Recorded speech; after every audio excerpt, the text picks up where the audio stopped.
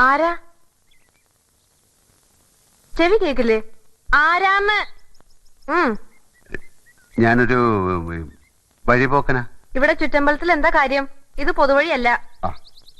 നമ്മൾ ആരാണാവോ? അതല്ലല്ലോ ഞാൻ ചോദിച്ചതിനുള്ള മറുപടി. ഇതെന്താണ്? കാവിലെ ഭഗവതി നേരിട്ട് പ്രത്യക്ഷപ്പെട്ടതാണോ?